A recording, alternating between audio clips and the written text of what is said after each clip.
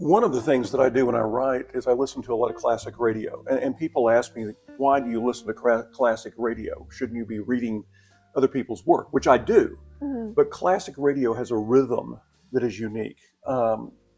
They had to tell a complete story in either 30 minutes or an hour, depending on the length of the dramas and the detective shows, westerns, comedies that they were doing at the time. Hence, they had to be able to describe a scene quickly with very few words. And the rhythm of classic radio really is the rhythm that people read in today. They don't realize it because they've never heard classic radio. Yeah. And one of the great things about the internet is you can actually find tens of thousands of classic radio shows there for free, just so that you can listen to them. And so what I try to do once or twice a day is listen to those to establish a rhythm.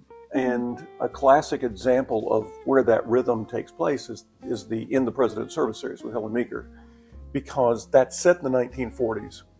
And you have books that have really kind of convoluted plots intentionally, mm-hmm. with lots of different mystery angles. And so you're trying to tell a story in 70,000 to 80,000 words. How do you describe it quickly? Well, you can't do it like Steinbeck did. Steinbeck, back in the 20s and 30s was using 4 and 5 pages to describe a Route 66 sign. Oh my gosh, and it's yes. brilliant. It's the description is amazing, but I've got to do that in one sentence. Mm-hmm. I can't do that in all those pages. I don't have that luxury. Yeah.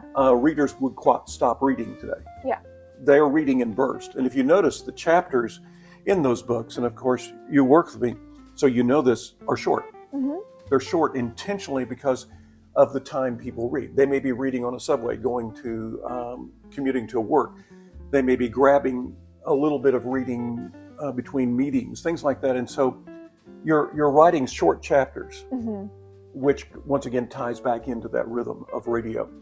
And so what's the best? Well, the best may be something like late 1940s, early 1950s radio program called Richard Diamond, Private Detective.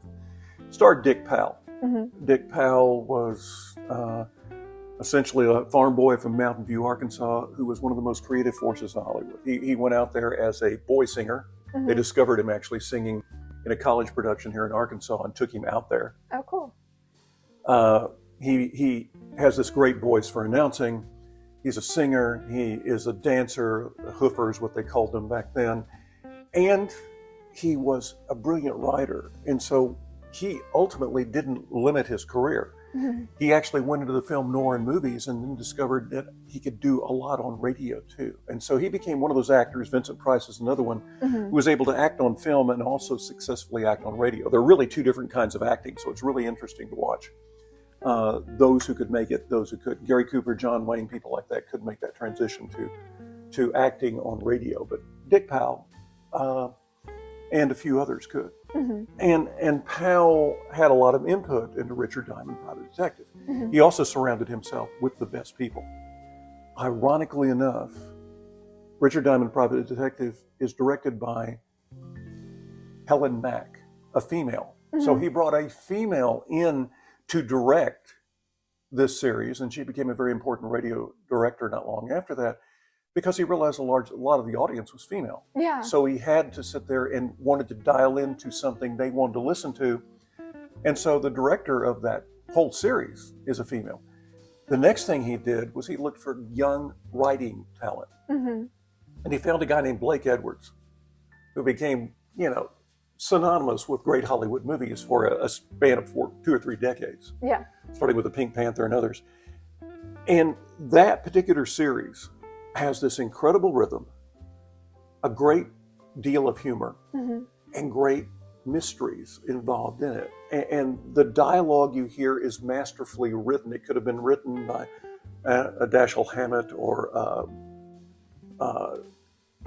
the other people who wrote Sam Spade and all those other great detective yarns back then. And yeah. it created an entire detective movement in that genre that followed with shows like Johnny Dollar, Sam Spade, mm-hmm. The Adventures of Philip Marlowe, The Saint, that were brilliantly written. And if you listen to them today, if you're writing Whodunits, I recommend you go back and listen to those things, because you can learn a great deal from those writers and how they told this masterful, complicated story in a 30-minute time slot. We don't see writing that is that style today. And it's why I love movies from the 30s and 40s too, is I love the writing. When you don't have special effects, you have to fill it up with great dialogue. Yeah. And you listen to the Thin Man movies, you listen to those radio programs like Richard Diamond, you've got dialogue that you want to stop and write it down. It's so good. Yeah. And that excites me as a writer. But everybody I introduce old radio to falls in love with it. Understandably. And fortunately now with Sirius, you can actually go down the road and listen to classic radio again as they heard it back then. And it's really fascinating when they actually have the commercials in it. Richard Diamond was brought to you by two different companies, Rexall and Camel cigarettes. Yeah. And one of the ironies of the early 1950s, before they figured out what cigarettes were doing to people, was they have a commercial that actually goes, "More doctors smoke Camel than any other brand." And they talk about these surveys with less throat irritation, not realizing they're actually selling something that kills people. Yeah. And of course, back then the ignorance didn't know. The medical research wasn't there.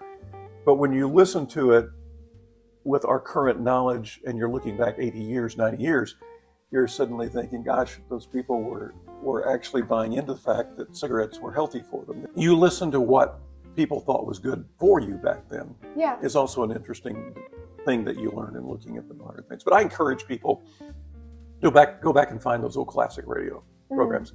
Listen to them as you go down the road. Are they all good? No. Just like there are a lot of bad movies from the 30s and 40s. Yeah. I mean, but they are really, really good now. I think also, by the way, streaming services are giving us an opportunity to, on television, when they're telling 4 and 5 and 10-part stories, to have really good writing again. Yeah. And so it's going to be interesting to see what comes out of the writer's strike right now that's going on as we're speaking in Hollywood. Yeah. Because the writers get an opportunity in shows like Picard, which recently wrapped up on Paramount Plus, which reunited the old Star Trek cast, but Star Trek Next Generation cast, you saw really good writing. Yes, they had special effects, but it was plot driven. Yeah. And I'm kind of glad to see that come back. I hope that streaming services continue to use some of the techniques that they're using to interest people in good dialogue.